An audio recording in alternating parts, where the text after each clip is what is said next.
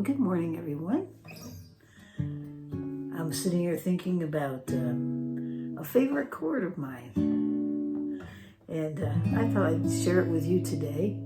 Actually, I think I've shared this chord a long time ago when I first started the channel.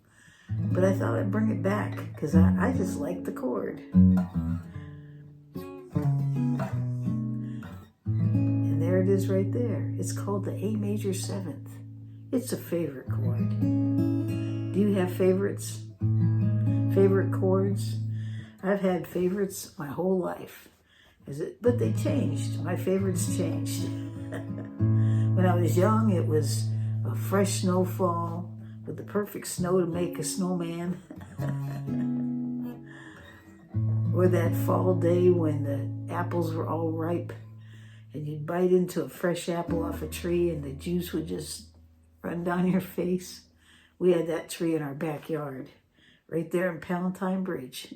It was awesome, awesome apples. Yes, and now as you get older, you have favorite people and favorite foods and favorite cars and favorite things, favorite scriptures. I hope you have favorite scriptures.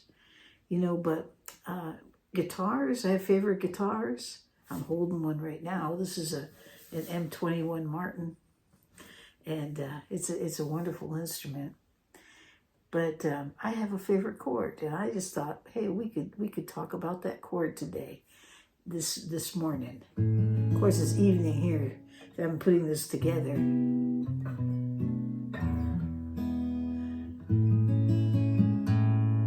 The A major 7th. That's one chord that you don't see played a whole lot. I mean, they're in a lot of famous songs. They use it. Fly Me to the Moon's one of them. Some of the jazzy songs. But it's a chord that likes D's, it likes E's, it likes F's. So I'm going to put together some chords that I like to use with it and show that to you. Okay, but first I have to show you how to make this chord the A major 7th. Okay, so get ready, get your guitar out, and I'll put the chord chart up there. But basically, it's very, very simple. It's kind of the shape of an this is an upside down D, isn't it? If you look at your D chord, the way it's shaped, and then you look at the A major 7th, it's like an upside down D. You got your over here on the 3rd string, you've got your pointer finger. On the 4th string, 2nd fret, you're going to put your middle finger. And on the 2nd string, 2nd fret, you're going to put your ring finger. And what I do is I pluck the 5th string. And with my thumb, I'll move down to the 4th string. And then what I do is these 3 fingers are taking care of strings 1, 2, and 3, and I'll play 3, 2, 1. So it sounds like this. Isn't that beautiful? It's just a neat chord.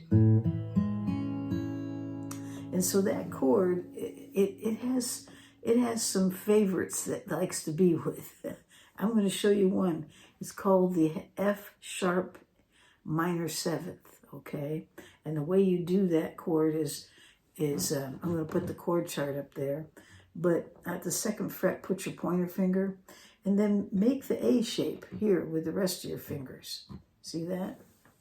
Looks just like an A shape. It's just these 3 strings 4, 3, and 2 are being covered, and then you pick up that bass note. And so once again,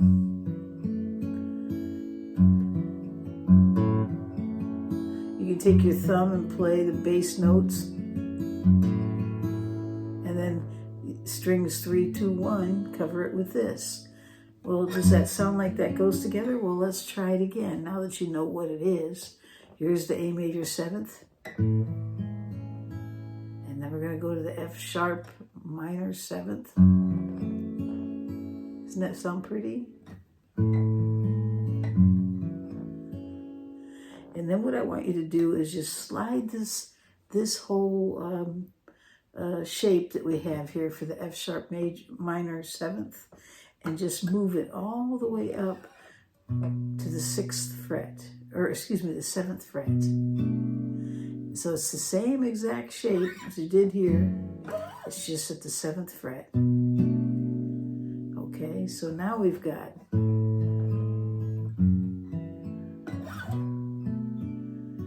and then let's move to the E7th.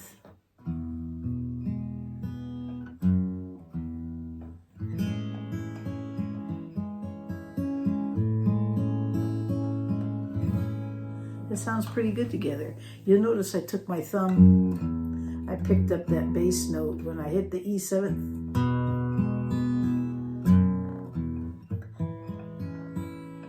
Because that, actually, if you play the A major 7th,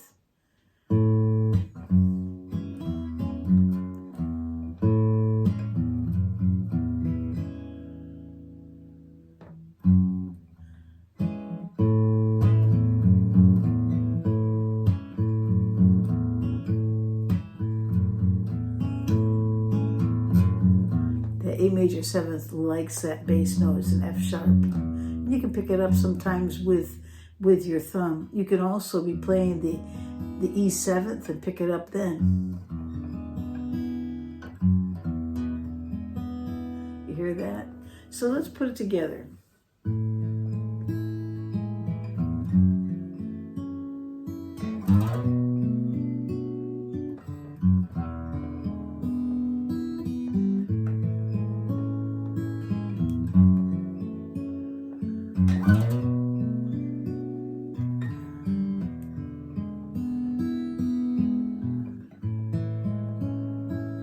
Isn't that pretty? Let me show you something else you can do with that A major 7th. Now, A major 7th is here, and it's interesting because we just got through doing, you know, chord shapes and talking about how when you move them up, you're changing the key, right?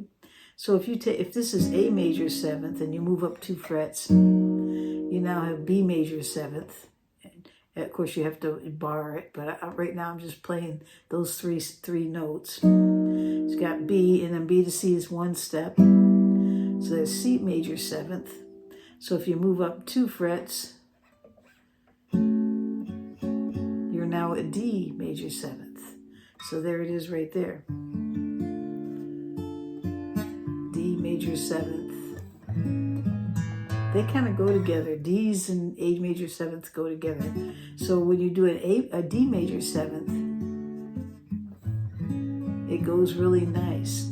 But that's kind of an awkward, I mean, you can bar it and do this, you know, make this shape, but it's just not super comfortable. But there's another place where you can make a D major 7th. And that is basically up here, at the 10th fret, you're going to make like the A minor shape. And I'll put the chord chart up there. But you're going to move down here, and with your pointer finger, you're going to put it on the 2nd string, and it's on the, the 10th fret. And then you're going to take on the 11th fret, put your ring finger, and you're at the 4th string. And then at the 3rd string, again on the 11th fret, put your pinky finger. So there you go. And then take this pointer finger and just move over, and right there at the 10th fret, just there it is. That's the D major 7th. You see it? I'll move over here where you can see that. So it's just like an A minor shape, but just pick that up. And to me, that's easier to do. Okay? It's easier than this. I think it sounds better too. So then, what you do is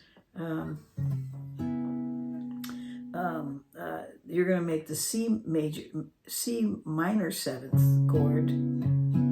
Actually, it's C sharp minor 7th. Okay. And basically that's just like this B minor 7th chord that we just did, except you're sliding it up from the 7th to the 9th fret. Now put the shape up there, and then you just slide back to the B minor 7th, and then you go back to the A minor 7th, or the A major 7th. Boy, I'm getting myself mixed up here. So here we have it: D major 7th, C sharp minor 7th, B minor 7th, and then you're going to go down to the A major 7th. So that's another one. And if you want to close, you can go back to the E 7th and close it up. So let's put that one together.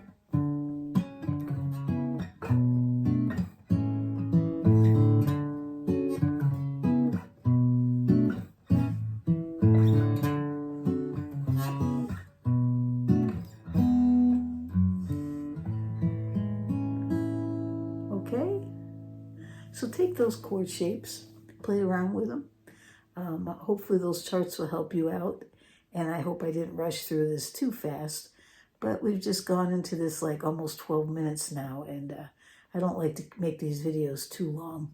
People get tired watching them, and I'm the same way, you know. It's like, tell me right now, get to the bottom line.